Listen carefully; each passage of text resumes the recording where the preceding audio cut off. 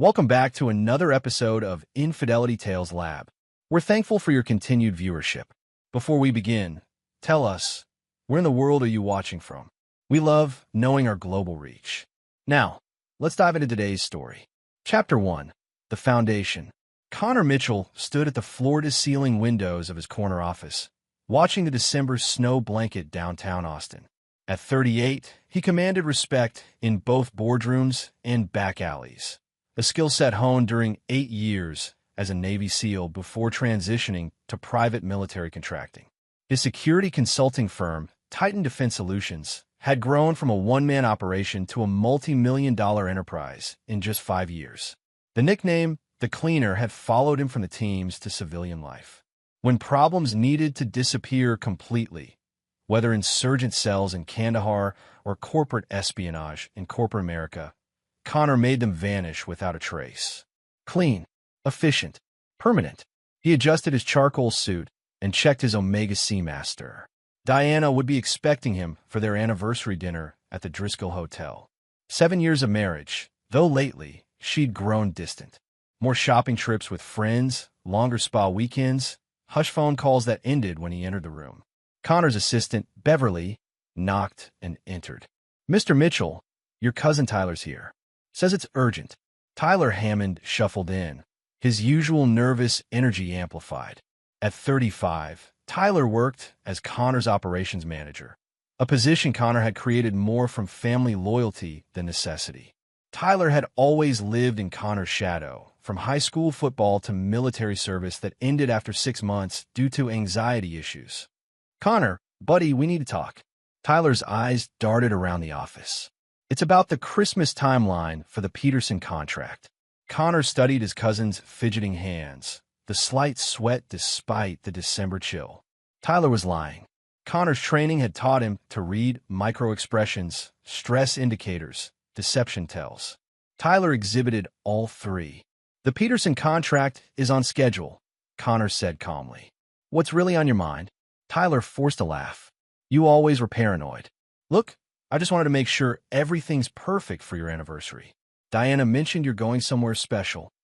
Connor hadn't told Tyler about dinner plans. Only Diana knew. "Just dinner at the Driscoll," Connor replied, watching Tyler's pupils dilate slightly, another stress indicator. Great. Well, I should head out. Tell Diana I said happy anniversary." After Tyler left, Connor sat in his leather chair, fingers steepled. Something was wrong. His instincts had kept him alive through 3 combat deployments and countless private operations. They were screaming now. He opened his laptop and accessed Titan's internal security system. Every employee's keycard access, computer activity, and phone records were monitored, a necessity in his business. Tyler's activity showed normal patterns until 3 weeks ago, when he'd started accessing Connor's personal calendar and financial files he had no business viewing. Connor's jaw tightened. Family or not, betrayal was betrayal. His phone buzzed with a text from Diana. "Rain check on dinner? Emergency with mom. Love you." Diana's mother had been dead for 2 years. Connor leaned back, his mind shifting into operational mode. 2 lies in one afternoon from the 2 people closest to him. In the field, this would trigger immediate counter-surveillance and threat assessment protocols. He opened his safe and retrieved a small device, a GPS tracker no bigger than a button. His wedding ring felt suddenly heavy as he slipped the tracker into his pocket. Time to find out what his wife and cousin were really up to. Chapter 2. The Discovery. Connor's modified Ford Raptor followed Diana's BMW from a distance as she navigated Austin's evening traffic. The GPS tracker he'd placed on her car 3 days ago had led him to several interesting locations. Tyler's apartment twice, a law office in downtown Austin, and now the parking garage of the Four Seasons Hotel. Through his binoculars, Connor watched Diana emerge from her car wearing the red dress he'd bought her in Milan, the one she claimed was too fancy for anywhere. She checked her phone and walked toward the hotel's rear entrance. Connor's jaw clenched. The Four Seasons was where they'd spent their honeymoon. His earpiece crackled. "Ugh, this is Raven. Target 2 entering building, east side." Rebecca, his sister and business partner, had positioned herself in the hotel's lobby bar. At 34, Becca had inherited the family's military genetics, serving 6 years as Army intelligence before joining Titan. Copy, Raven. I'm moving to observation point 2. Connor entered through the main lobby, his tailored suit and confident bearing marking him as another wealthy guest. He made his way to the mezzanine level overlooking the restaurant. Through the decorative railing, he saw Diana at a corner table. Across from her sat Tyler, but they weren't alone. A third man, tall and silver-haired, faced away from Connor. All three leaned forward in intense conversation, occasionally glancing around the restaurant. Connor activated the parabolic microphone hidden in his watch, a gift from his days working with the CIA. The device could pick up conversations from 50 yards away. Has to happen before Christmas, the silver-haired man was saying. The will reading is December 26th. After that, everything changes. Tyler's voice. But what if he gets suspicious? Connor's not stupid. He knows people. He's not going to suspect his loving wife and trusted cousin, Diana replied coldly. Besides, once the accident happens, it won't matter what he might have figured out. Connor's blood turned to ice. Accident. The silver-haired man turned slightly, revealing his profile. Leonard Vasquez, Diana's divorce attorney. Connor recognized him from background checks he'd run when Diana mentioned needing legal advice about her late mother's estate.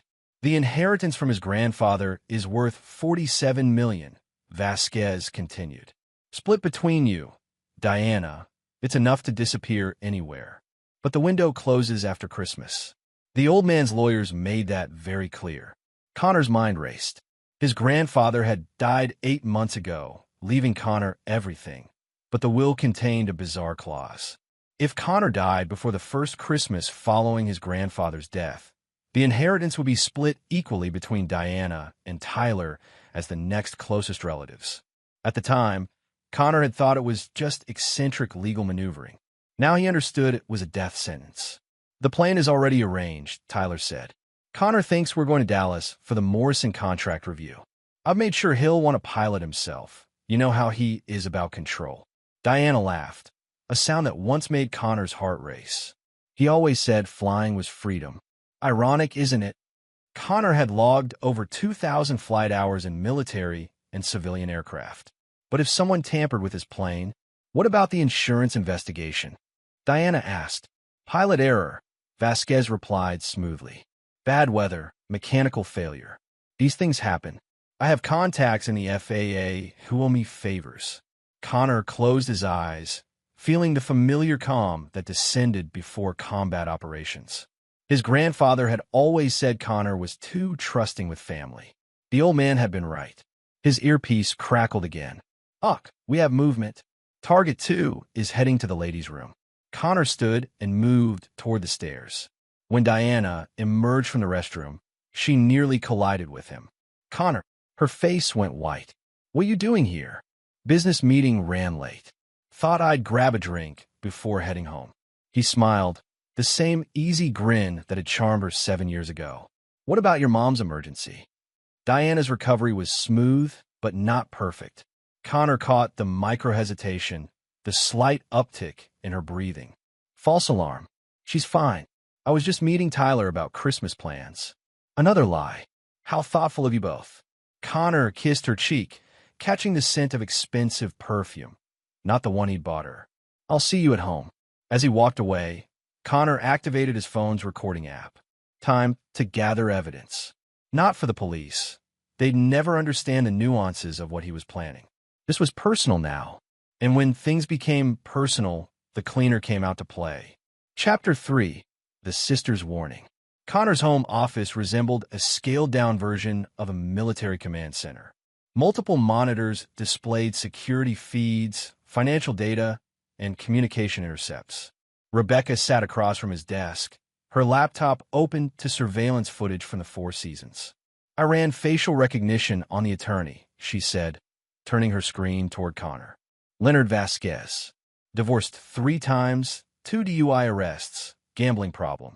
He's drowning in debt from bad investments. Connor studied Vasquez's financial records. The man owed 6 figures to some very unfriendly people in Las Vegas. Desperate men made dangerous allies. What about Tyler's recent activities? Rebecca pulled up another file. He's been liquidating assets quietly. Sold his watch collection, emptied his savings account, transferred everything to an offshore account in the Cayman Islands. Classic preparation for disappearing. And Diana, your wife's been busy. Rebecca's voice carried an edge of disgust. 3 separate meetings with divorce attorneys in the past month.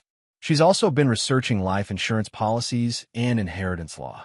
But here's the interesting part. She's been using a burner phone for most of these communications. Connor leaned back in his chair. The tactical picture was becoming clear. This wasn't a spontaneous betrayal born of passion or opportunity. This was a calculated, long-term operation. His phone buzzed. Diana, texting from upstairs. Working late again? Come to bed soon. Red heart. Connor showed Rebecca the message. She made a disgusted sound. 8 months, Connor said quietly. They've been planning this since grandfather's funeral. The timeline makes sense, Rebecca agreed. Diana started acting strange right after the will reading. I thought she was just grieving. Connor remembered that day clearly. The family had gathered in his grandfather's study as the lawyer read the will. When Connor inherited everything, Diana had seemed shocked, almost upset. Tyler had looked sick. Now Connor understood why. There's something else, Rebecca said, her voice careful. I traced Diana's phone records.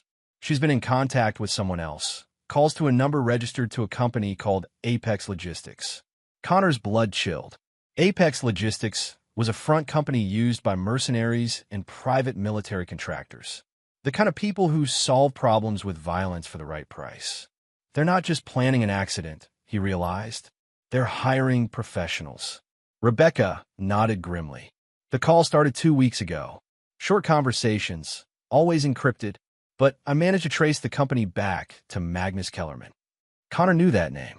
Kellerman ran a network of former special operations soldiers who'd gone private sector. They specialized in making wealthy people's problems disappear permanently. How much time do we have? The Dallas trip is scheduled for tomorrow. Tyler's already filed the flight plan. Connor stood and walked to his safe, withdrawing a tactical vest and shoulder holster. Inside the holster sat his Sig Sauer P320, a weapon that had served him well in darker places. What's the plan? Rebecca asked. First, we document everything. Full evidence package, recordings, financial transfers, communication logs. Insurance in case something happens to us. And then, Connor's smile was cold and predatory. Then we give them exactly what they want. Rebecca raised an eyebrow. They want Connor Mitchell to disappear, he explained. So Connor Mitchell will disappear. But the cleaner's going to pay them a visit. As if summoned by his words, Diana appeared in the doorway wearing a silk nightgown. Her timing was too perfect, her smile too bright. Still working, baby? You'll burn yourself out. She glanced at Rebecca with carefully concealed irritation. Becca, it's pretty late. Just finishing up, Rebecca replied smoothly, closing her laptop. Early flight tomorrow, right, Connor? 7 a.m., Connor confirmed. Tyler and I have that client meeting in Dallas. Diana's eyes lit up with genuine pleasure, the first authentic emotion Connor had seen from her in months. Well, don't work too late, she said, kissing Connor's cheek. Big day tomorrow. After Diana left, Rebecca shook her head. She's actually excited about murdering you. Connor checked his weapon and slipped it into the holster. She's about to learn why you should never betray someone called the cleaner. The real operation was about to begin. Chapter 4. The Hunt Begins. Connor's hangar sat on the outskirts of Austin Bergstrom International Airport, housing his pride and joy, a Cirrus SR-22 that had cost him nearly $1 million.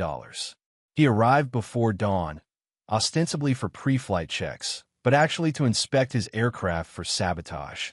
Using a tactical flashlight, he methodically examined every inch of the plane. What he found made his jaw clench with rage. Someone had tampered with the fuel mixture control and loosened bolts on the elevator control cables. In flight, the sabotage would cause engine failure followed by loss of control. The crash would look like pilot error, exactly as Vasquez had described. Tyler arrived 20 minutes later, coffee in hand and an Oscar-worthy performance of casual concern. Ready for Dallas, cuz? Tyler's smile never quite reached his eyes. Just finishing the pre-flight, Connor replied. Want to grab breakfast before we take off? Actually, I already ate. Let's get going. Traffic was murder getting here. Connor pretended to study his checklist while watching Tyler in his peripheral vision. His cousin kept glancing at his phone, occasionally typing quick messages, probably updating Diana and Vasquez on the timeline. Looks like weather might be an issue, Connor said, pointing to cloud formations on the horizon. Might want to file an alternate flight plan. Tyler's face went pale. I thought you said the weather was perfect. Weather changes, cuz. That's why pilots stay flexible. For the next hour, Connor deliberately delayed their departure with various safety concerns and mechanical checks. Each delay sent Tyler deeper into nervous panic. The man was sweating despite the December cold. Finally, Connor made his move. You know what, Tyler? I'm not comfortable with this weather. Let's postpone until tomorrow. What? Tyler's voice cracked. But the client meeting, I'll call Morrison and reschedule. Better safe than sorry. Connor pulled out his phone and pretended to dial while watching Tyler frantically text someone. Within seconds, Tyler's phone rang. It's Diana, Tyler said, answering immediately. Hey, babe, I mean Diana. Yeah, he wants to postpone. I know, but what can I do? Okay. Tyler hung up and forced another smile. Diana says she needs to talk to you about Christmas plans. She's at the office. Connor nodded, but instead of heading home, he drove to a storage unit across town. Inside, behind stacks of seemingly random boxes, sat his real command center. Military-grade communication equipment, surveillance gear, and weapons that weren't exactly legal for civilian ownership. Rebecca was already there, surrounded by laptops and monitoring equipment. They're panicking, she reported. Diana's made 6 calls in the last hour.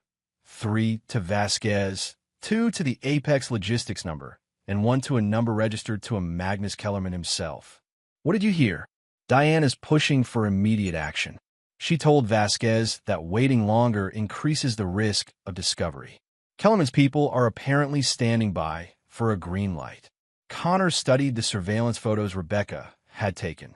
Kellerman's team consisted of 4 men, all former military, all with questionable records after leaving service. They'd been staying at a motel near the airport for 3 days. What's their backup plan? From what I gathered, if the plane's sabotage failed, they were going to stage a home invasion. Make it look like a robbery gone wrong. Connor's expression darkened.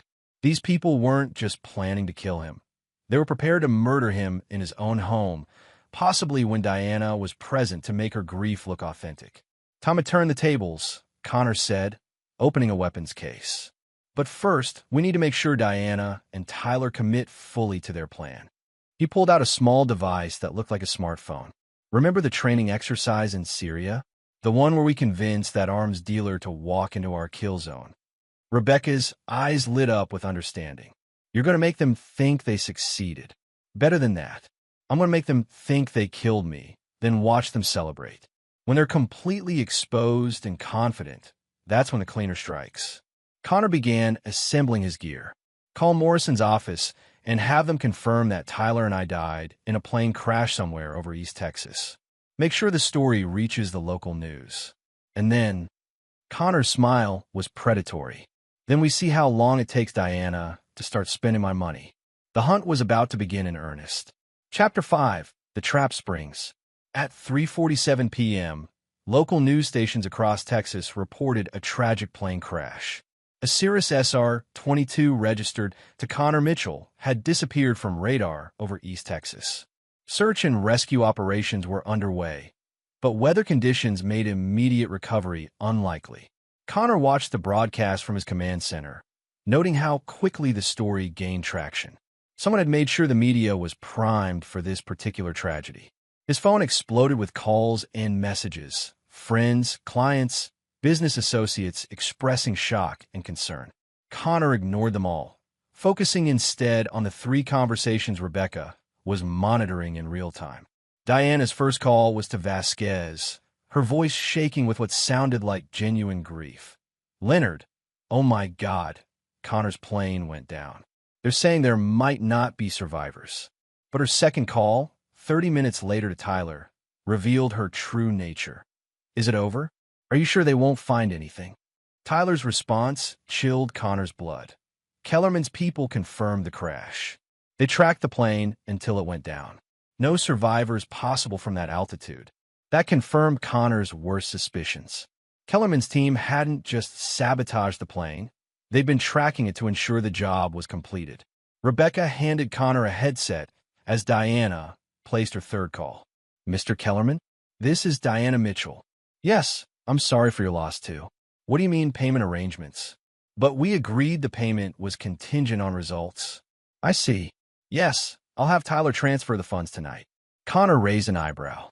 Even in death, he was learning new things about his wife. She was negotiating payment for his own murder. "How much?" Rebecca whispered. Connor held up 5 fingers, then a 0. $500,000. His life had a price tag. By evening, Connor had a complete picture of their operation.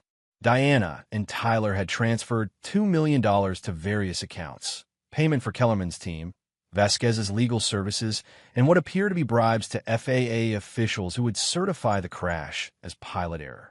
The most revealing conversation came at 9 p.m., when Diana called Tyler from what she thought was the privacy of her home. "I can't believe we actually did it," she said, her voice giddy with relief and excitement. "I know. I keep expecting Connor to walk through the door," Tyler replied. "Well, he won't. That bastard got exactly what he deserved." Connor's hands tightened into fists. That bastard. Her husband of 7 years was just a bastard who deserved to die. "When do we file the insurance claims?" Tyler asked. "Vasquez says to wait a week. Let the investigation conclude, then we move on the life insurance and the inheritance. Once the will is probated, we split $47 million. "What about Rebecca?" Diana's laugh was cold. "What about her? She's not family by blood. The will is very specific, spouses and blood relatives only. Rebecca gets nothing." That was it. Connor had heard enough. He stood and began loading magazines for his weapons. Tactical gear went into a duffel bag, along with zip ties, duct tape, and other tools of his former trade. "Rebecca, I need you to stay here and monitor communications. If this goes wrong—" "It won't," she interrupted. "But Connor, what exactly are you planning?" Connor's expression was granite hard. "I'm going to give Diana and Tyler exactly what they gave me. But first, they're going to confess everything. Every detail, every conspiracy, every moment they thought about murdering me. And then the cleaner completes the job." Connor checked his watch. 11:30 p.m. Diana would be asleep, probably dreaming of her $47 million. Tyler would be at his apartment, likely celebrating with expensive whiskey. Time to remind them both that some people were very hard to kill. Chapter 6: Confessions in the Dark. Connor's approach to Tyler's apartment building was textbook special operations. Silent, methodical, invisible. He'd memorized the building's layout weeks ago during his surveillance, identified security cameras and blind spots, and noted the location of Tyler's unit on the 3rd floor. The lock on Tyler's door yielded to Connor's bump key in under 10 seconds. Inside, he found Tyler exactly where he'd expected, passed out drunk on his couch, an empty bottle of Macallan 25 on the coffee table beside printouts of bank transfer confirmations. Connor zip-tied Tyler's hands and feet before placing a strip of duct tape over his mouth. When Tyler's eyes fluttered open, Connor was sitting across from him in a chair, his Sig Sauer resting casually on his knee. Tyler's scream was muffled by the tape, his eyes wide with terror as he struggled against the restraints. "Afternoon, cousin," Connor said calmly. "Sorry I'm late. Plain trouble." Tyler thrashed violently, making muffled sounds of panic and disbelief. "I know what you're thinking. How am I alive? Simple. I never got on the plane."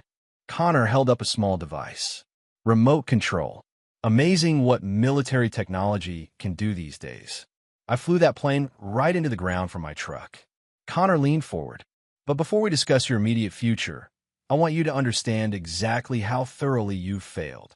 He produced Tyler's laptop, which displayed bank transfer records. "Kellerman's team? They work for me now. Have for 3 years. Magnus owes me a favor from our contracting days. When he told me what you and Diana were planning, I asked him to play along. Tyler's face went white as Connor continued. The $500,000 you paid them? They'll be returning it to my accounts, minus a consultation fee. The FAA officials you bribed? Also my contacts. The crash investigation will conclude that no one was on board when the plane went down. Connor removed the duct tape from Tyler's mouth. Connor, please, you don't understand. I understand perfectly. Connor's voice was ice. You conspired with my wife to murder me for money. You sabotaged my plane. You hired killers. You celebrated my death. Diana made me do it. She said you were planning to divorce her, leave her with nothing. She said it was self-defense. Connor almost laughed. Diana told you I was planning to divorce her? She had papers, legal documents showing you were going to cut her off completely. Tyler, I was never planning to divorce Diana. Those papers were probably forgeries created by Vasquez to manipulate you. Connor shook his head. You were so eager to believe I was the villain that you never questioned her story. The truth hit Tyler like a physical blow. His face crumpled as he realized he'd been played. Now, Connor continued, you're going to tell me everything. Every conversation, every plan, every detail of how you conspired to murder me. And you're going to do it on camera. Connor set up a video camera and recording equipment. For the next 2 hours, Tyler confessed everything.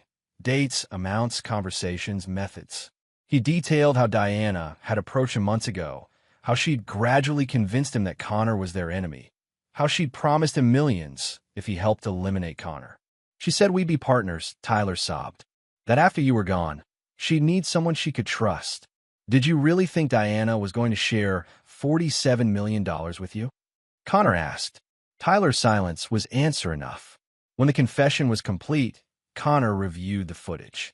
Tyler had admitted to conspiracy to commit murder, sabotage, and fraud. More than enough to put him away for life. What happens now? Tyler whispered. Connor stood and holstered his weapon. Now you disappear. You're going to kill me?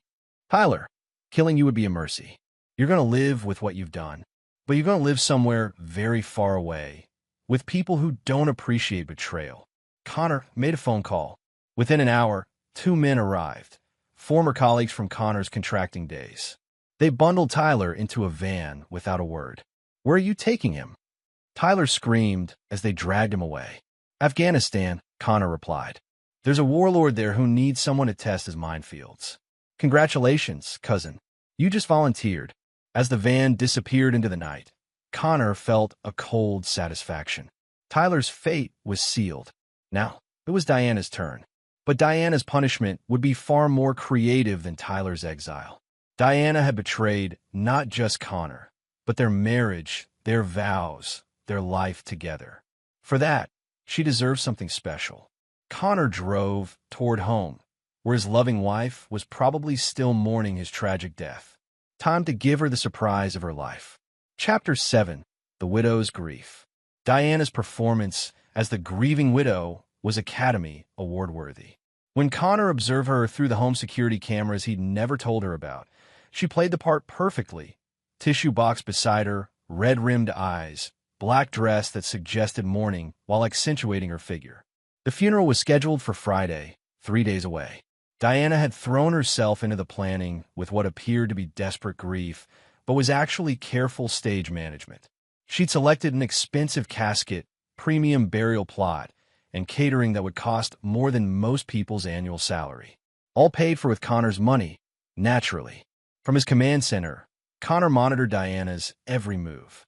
She'd been busy in his absence, meeting with Vasquez to begin probate proceedings, contacting insurance companies about the life insurance policies, and making preliminary inquiries about selling the house. Most interesting was the call she'd placed to a real estate agent about properties in Monaco. I'm thinking of relocating, Diana had said. Somewhere warm. Somewhere I can start fresh after my loss. Connor smiled grimly. Diana was planning to disappear with his money to a country with no extradition treaty. Smart, but not smart enough. Rebecca entered the command center carrying coffee and a folder of documents. Tyler's confession is uploaded to secure servers in 3 countries, she reported. If anything happens to us, Automatic triggers will send copies to the FBI, IRS, and local authorities. Good. What about Diana's activities? She's been in contact with someone interesting. Ever heard of Julian Reeves? Connor's blood chilled. Julian Reeves was Diana's ex-boyfriend from college, the one she claimed to have lost touch with years ago. He was also a convicted felon who'd served time for fraud and identity theft. How long have they been in contact? Best I can tell, about a year. Maybe longer. The communications are encrypted, but I managed to crack some of them. Rebecca handed Connor a printout. Julian's in Monaco. He's been setting up offshore accounts and fake identities. Connor read the communications, his anger building with each line. Diana hadn't just been planning to kill him for the inheritance. She'd been planning to disappear with her ex-boyfriend using Connor's money. There's more, Rebecca continued. Julian's criminal history includes something interesting. 3 years ago, he was suspected but never charged in the death of a wealthy widow in Miami. She'd recently changed her will to leave him everything, then died in a suspicious car accident. He's done this before. Looks like it. Diana isn't his first mark, and you probably wouldn't have been his last. Connor studied surveillance photos of Julian, tall, handsome in a sleazy way, the kind of man who specialized in charming wealthy women. Diana had traded her husband for a professional predator. What's the timeline? Based on their communications, Diana plans to leave the country immediately after the will is probated. The inheritance should clear within 2 weeks of the funeral. Connor checked his watch. The funeral was in 18 hours. Time to make his final preparations. Rebecca, I need you to handle the technical side. Make sure all evidence packages are ready for distribution. If this goes wrong, it won't go wrong, she interrupted. But Connor, what exactly are you planning for Diana? Connor's smile was utterly without warmth. I'm going to give her everything she wants. The inheritance, the insurance money, even Julian. But first, she's going to learn what it feels like to be betrayed by someone you trust. He opened a weapons case and began assembling specialized equipment. Not for killing, but for something much more creative. Diana thinks she's a black widow, Connor said. Time to introduce her to a real predator. Chapter 8. The Resurrection. Connor's funeral was a masterpiece of theater. Diana sat in the front row of St. Andrew's Episcopal Church, dabbing her eyes with a black handkerchief as the pastor delivered a eulogy about Connor's service to his country and dedication to his family. The church was packed. Connor's military friends, business associates, and clients had come to pay their respects. Many of them approached Diana afterward, offering condolences and support during her difficult time. Diana played the role perfectly, accepting sympathy with grace and dignity while occasionally breaking down with grief that seemed utterly authentic. From his position in the church balcony, disguised with a beard and glasses, Connor watched his own funeral with clinical detachment. Diana's performance was flawless, but he caught the moments when she checked her phone, the quick glances at her watch, the subtle signs that she was eager for this charade to end. After the service, the procession moved to Oakwood Cemetery, where a mahogany casket was lowered into the ground while Diana threw dirt on top with trembling hands.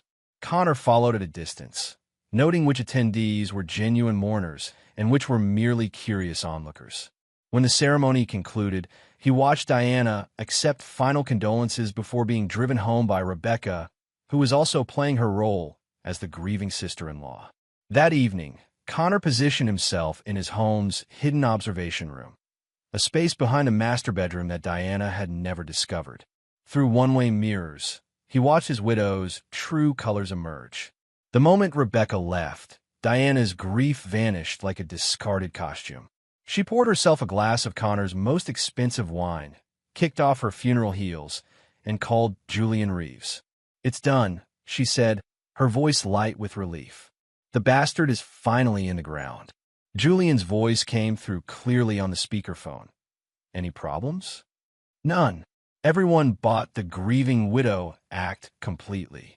Even Rebecca seems to believe I actually loved her brother." "When do you fly out?" "Day after tomorrow. The lawyers say the will should be probated within 10 days. Once the money clears, I'll transfer everything to our Monaco accounts." "What about the insurance money?" Diana laughed. a sound that no longer held any beauty for Connor. $20 million in life insurance. They'll have to pay out once the death certificate is filed. And if anyone gets suspicious, who's going to be suspicious?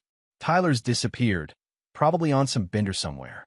Rebecca inherits nothing, so she has no standing to challenge anything. I'm the grieving widow with ironclad documentation. Connor had heard enough. He activated a remote control device, and every light in the house went out. Julian? Julian, are you there? Diana's voice carried a note of panic as the call dropped. Emergency lighting kicked in, bathing the house in an eerie red glow. Connor's voice came through the home's intercom system, electronically disguised but unmistakably his. Hello, Diana. Diana screamed, dropping her wine glass. Who is this? How did you get in here? I never left, darling wife. Diana ran to the front door, but the electronic locks had engaged. She tried the windows, also locked by the home's security system. Connor, her voice was a whisper. That's impossible. You're dead. I saw them bury you. You saw them bury an empty casket. Connor's voice replied through the speakers. Did you really think the cleaner would be taken down by sabotaged aircraft and hired killers? Diana collapsed into a chair, her face white with terror. This isn't real. This is some kind of breakdown. Grief hallucination. Check your phone, Diana. Diana's phone buzzed with a text message containing a video file. When she opened it, she saw Tyler's confession, every detail of their conspiracy, every payment, every plan. Tyler told me everything. Connor's voice continued. About Vasquez, about Kellerman's team, about your boyfriend Julian. Did you really think a convicted felon was going to share $47 million with you? Connor, please, you don't understand. I can explain. No explanations necessary. I heard everything, Diana. Every phone call, every plan, every moment you celebrated my death. Diana began sobbing, genuine tears this time, born of terror rather than grief. What do you want? Justice, Connor replied. And I'm going to get it. The lights came back on, but Diana was no longer alone in the room. Connor stood behind her, very much alive, wearing tactical gear and holding documentation that would destroy her life. Hello, wife, he said quietly. We need to talk. Chapter 9. The Cleaner's Justice. Diana tried to run, but Connor caught her wrist with the casual ease of a man trained to subdue enemies. He guided her back to the chair, where she sat trembling as he spread documents across the coffee table. Let's review your situation, Connor said calmly. You conspired to murder me. You committed fraud with the insurance companies. You sabotaged my aircraft. You hired professional killers. Any one of these crimes carries a life sentence. Diana's lawyer instincts kicked in through her terror. You can't prove any of that. Tyler's gone, and his confession was obtained under duress. Tyler's confession is just the beginning, Connor interrupted. He activated a tablet showing surveillance footage. I have video of you meeting with Vasquez. Audio recordings of your phone calls with Julian. Bank records showing the payments to Kellerman's team. Your own voice celebrating my death. Diana watched the evidence stack against her, her face growing paler with each revelation. But here's what interests me most, Connor continued, producing another document. Your communications with Julian Reeves go back 14 months. Diana said nothing, but her silence was confirmation enough. The inheritance was just convenient timing. You would have found another way to get rid of me eventually. Connor's voice was eerily calm. You married me for my money, stayed with me for my money, and tried to kill me for my money. Connor, please. I'm not finished. Connor pulled out a chair and sat across from her, close enough that she could see the controlled fury in his eyes. You want to know what hurts most? It's not the betrayal. It's not even the murder attempt. It's that you made me doubt myself. Diana looked confused. For months, I thought I was losing my mind. You were distant, cold, lying about everything. I thought maybe I'd become someone unlovable. Maybe I'd failed as a husband. Connor's voice grew quieter, more dangerous. You made me think I was the problem. Diana finally found her voice. You were never home, always working, always focused on business. I felt like a stranger in my own marriage. So you decided to murder me instead of divorcing me. The prenup. would have left you with $5 million. More than most people see in a lifetime. But it wasn't enough, was it? You wanted everything. Diana's composure finally cracked completely. Yes, I wanted everything.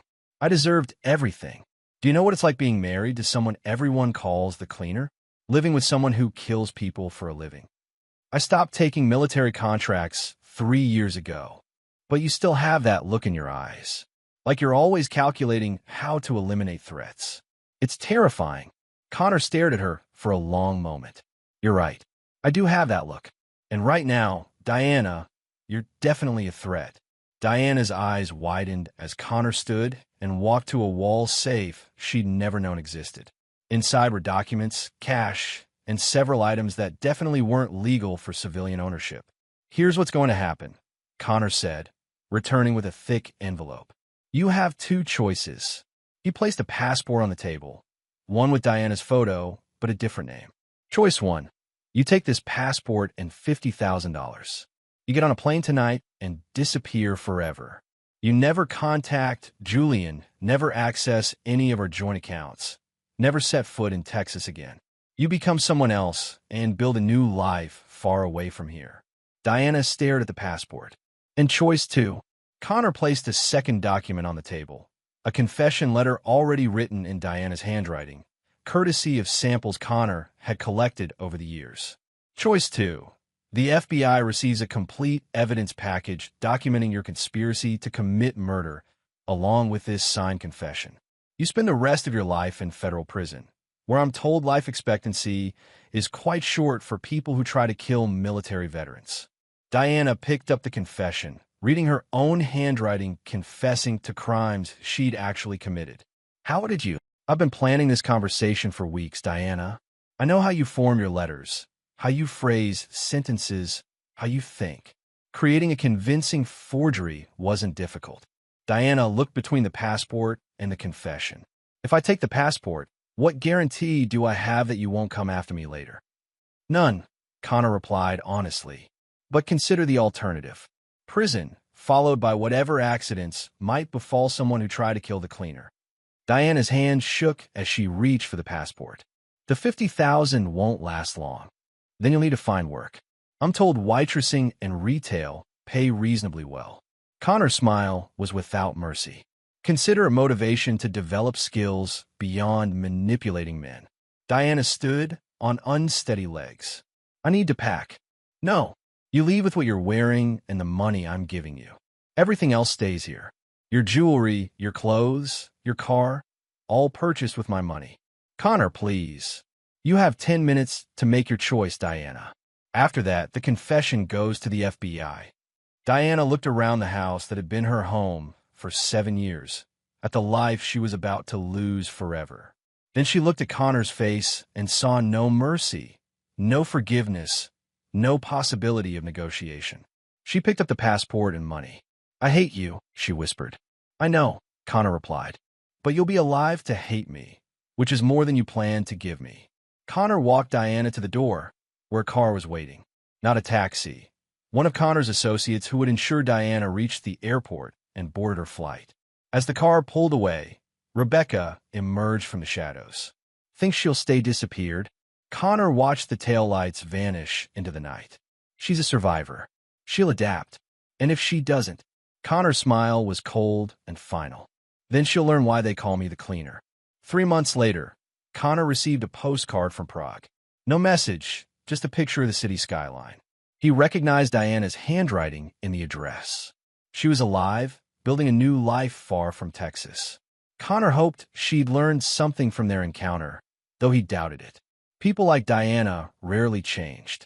Tyler, meanwhile, had lasted 6 weeks in Afghanistan before a landmine ended his particular story.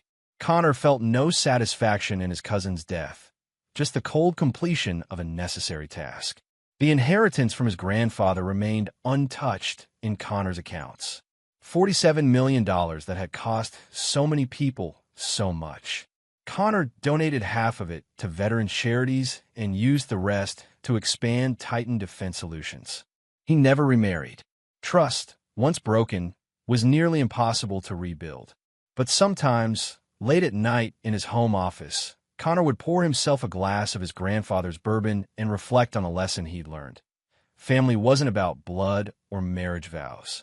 Family was about loyalty, trust, and standing together against the world. Rebecca understood that. She'd proven it when she helped him survive Diana's betrayal. Diana and Tyler had forgotten it and paid the price. The cleaner's work was complete.